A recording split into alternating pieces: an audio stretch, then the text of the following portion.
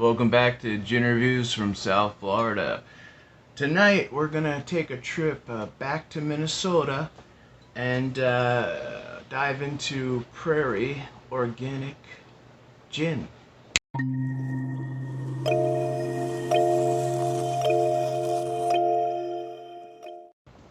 We're coming in at 40%. We are made in Minnesota, here in the good old USA. The base is dent corn. And the botanicals are angelica, cassia, coriander, juniper, of course, and lemon. So, the Prairie brand is entirely organic, like I was just saying. They want you to know that. From start to finish, with every step of the process. The base spirit is distilled from dent corn, which is better known as the corn which turns to chips and syrup and cornmeals. It has more starch in it, and you've probably seen dent corn before, especially you farmers out there in Minnesota. This is a gin made by Ed Phillips and Sons, like most gins that come out of Minnesota. Here's the bottle, and it's glorious bottle. I really don't know what I'm saying. Farm crafted. The one thing this gin wants you to know right away is it's very, very organic. Everything on the website that I've seen, it's throwing that into your face. If that means anything to you, I think I already covered that organic with me personally. With distilled spirits, I can give a shit.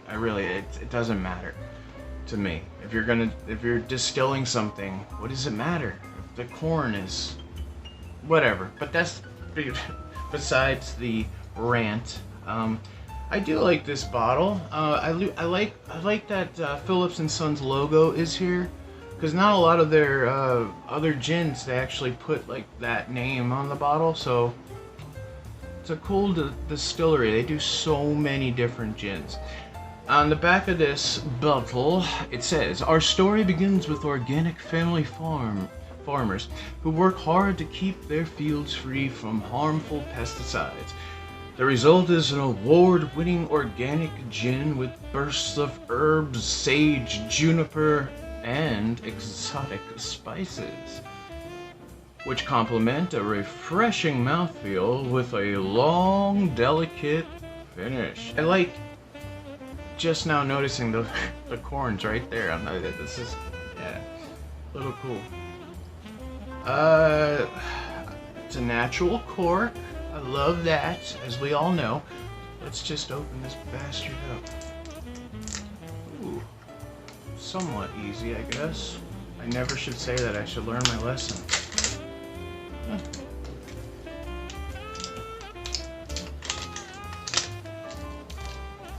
Alright. Now, yeah, I do see some particles floating around in there. Yeah, don't like that.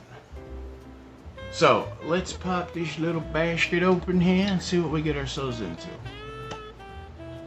Obviously nothing. That was the most pathetic pop. Alright, we're gonna go on this guy tonight. So, on first inspection, we are a little legging going on here. I'm guessing that is from the corn, and it's fairly clear, but there's a little bit of a tint to it.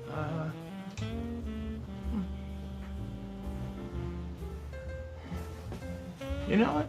It's a nice nose. It's got a nice nose. It has it's a soft nose. It's subtle. There's the hints of coriander. Obviously the juniper is there. I love it. The peppercorn, more or less like a piney juniper, opposed to sappy juniper, if that makes any sense. It's nice. It's restrained in a way. It has this it has a gin quality that you want on the aroma. Let's say that.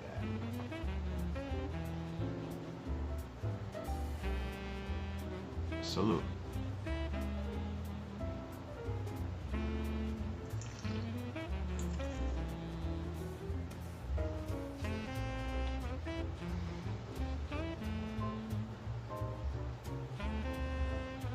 Wow.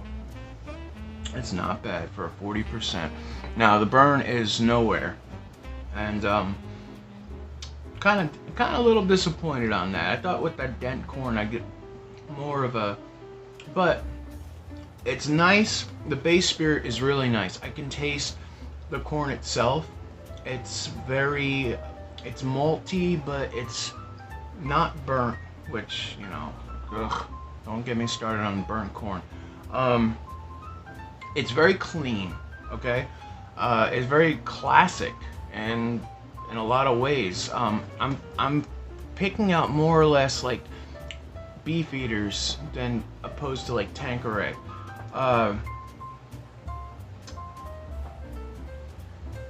So I've never tried this flagship, but I have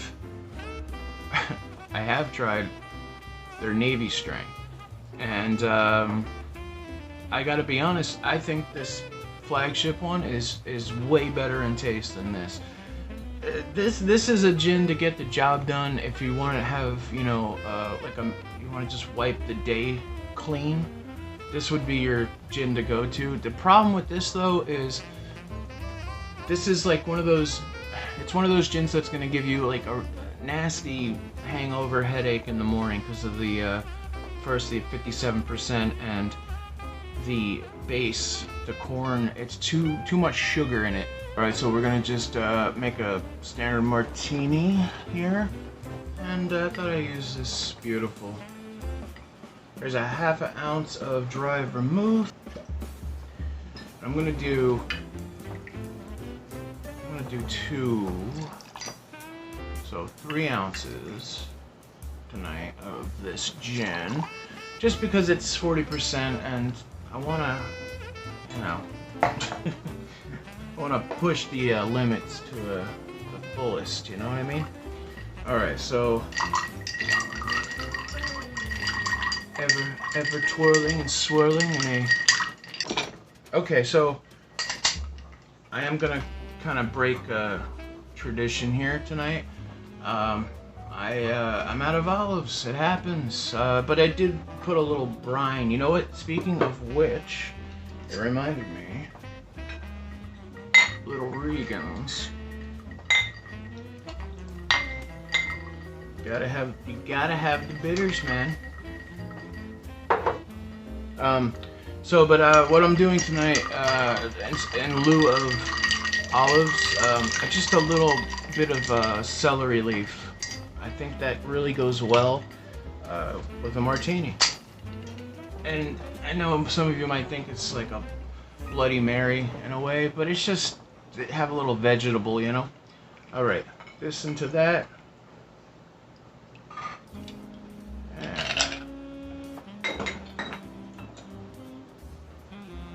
Come on, that looks awesome. Salute, salute, cheers. Wish you were here.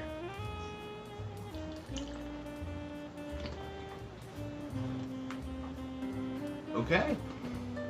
An absolutely beautiful martini. Oh my God. You know,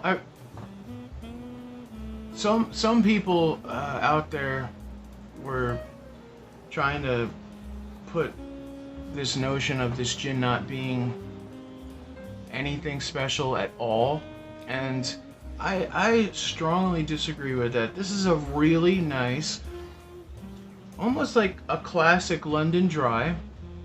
You have your citrus where you want it. Of course, you have your juniper right up front, and then you got your spice, your little bit of spicy heat on the back end, and the body is full and rich. The vermouth is mixed well with it. I think I did the right thing with adding just an ounce and a half more on top of what I usually do of the gin. I would suggest to do that. And of course, you know, I think the olives would definitely brighten it up a little bit, but celery's doing its job.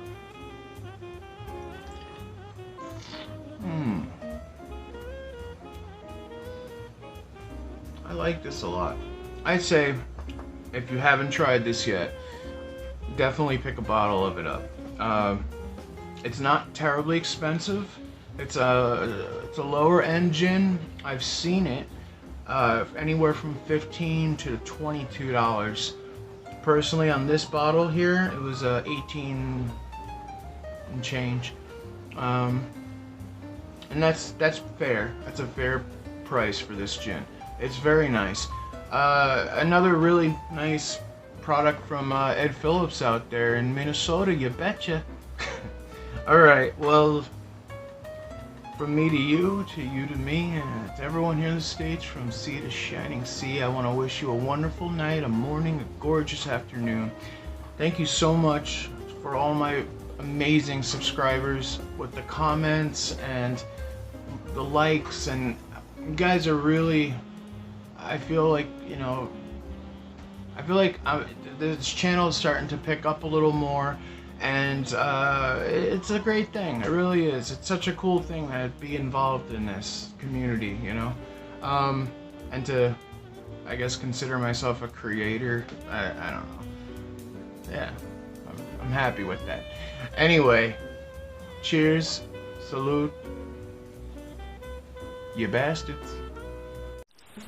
Glug, glug, glug. Hey, I'm a whale shark.